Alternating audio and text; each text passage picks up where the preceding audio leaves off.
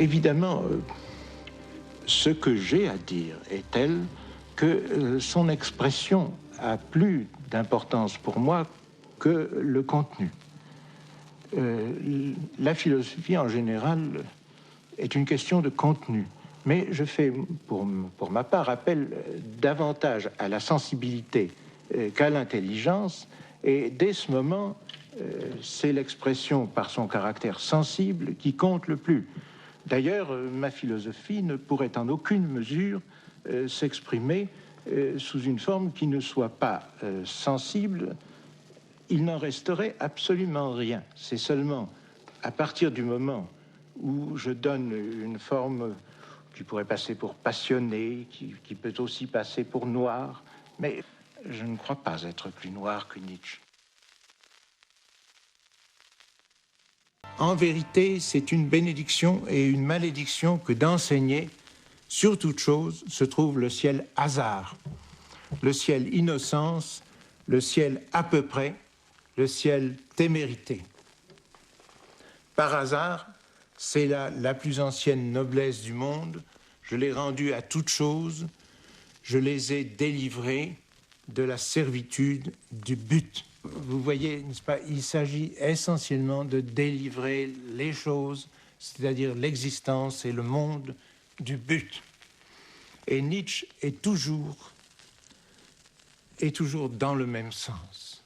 Il proteste contre l'assignation d'un but aux choses, l'assignation d'un but au monde. Pour lui, le monde n'a pas de but et par conséquent, qu'est-ce qu'il nous reste possible? C'est de rire de ce qu'il est. Je dois dire que le coupable est le premier de mes livres qui m'a donné une sorte de satisfaction, anxieuse d'ailleurs, que ne m'avait jamais donné aucun livre, et qu'aucun livre ne m'a donné depuis. C'est peut-être le livre dans lequel je suis le plus moi-même, qui me ressemble le plus, parce que je l'ai écrit comme dans une sorte d'explosion assez rapide et assez continue.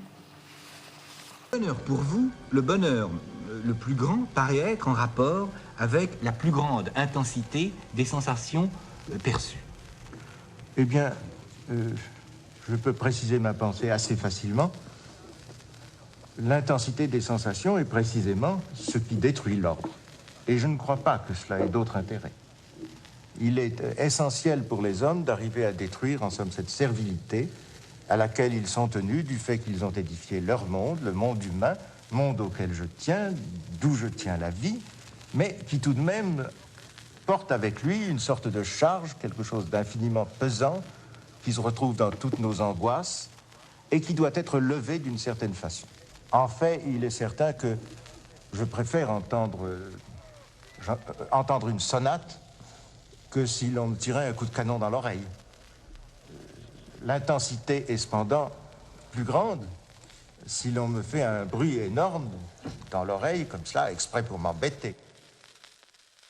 Il me semble qu'on peut toujours dire ceci, c'est que l'intensité des sensations vaut à la condition qu'on puisse la supporter. Mais enfin, tout le monde sait très bien ce que représente Dieu pour l'ensemble des hommes qui y croient et quelle place il occupe dans leur pensée. Et je pense, en supprimant le personnage de Dieu à cette place-là, il reste tout de même quelque chose, il reste une place vide. Et c'est de cette place vide que j'ai voulu parler.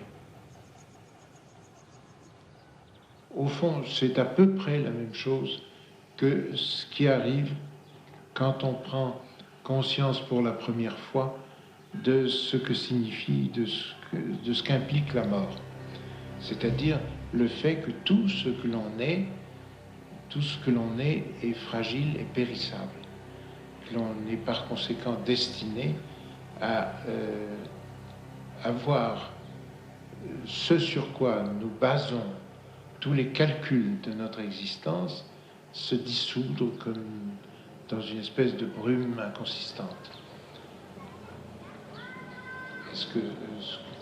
est-ce que ma phrase est finie ou bien...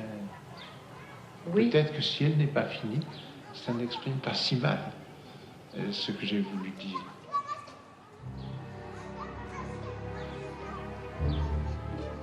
Ce qu'il y a de valable dans les religions, c'est ce qui est contraire au bon sens. La vie d'un mystique chrétien est contraire au bon sens dans la mesure où elle n'admet pas l'immortalité, où elle... oui. Contraire au bon sens, attendez, j'ai peur de m'embrouiller. Si, au sens commun. Oui, mais je me suis bel et bien embrouillé parce que j'ai oublié quelque chose, une maille, et je suis comme les vieilles dames qui tricotent et qui lâchent une maille. Et ça m'arrive souvent, vous voyez, mon cerveau fonctionne encore, mais il y a des mailles qui me lâchent. Et je crois que cela tient à son état. Il y a en effet, par exemple, quand j'ai une attaque, c'est une grosse maille qui lâche. Et je dis cela parce qu'au fond, je tiens beaucoup à parler en matérialiste. J'y tiens vraiment. Je me sens d'accord avec tout ce qui est matérialiste, à une condition, c'est que l'on ne croit pas, pour être matérialiste, obligé de supprimer ce qui est tout de même une richesse. Par exemple, ces émotions qui ne sont pas entièrement différentes de la folie, qui ne sont en tout cas pas jamais entièrement différentes de ce qu'est l'amour, par exemple.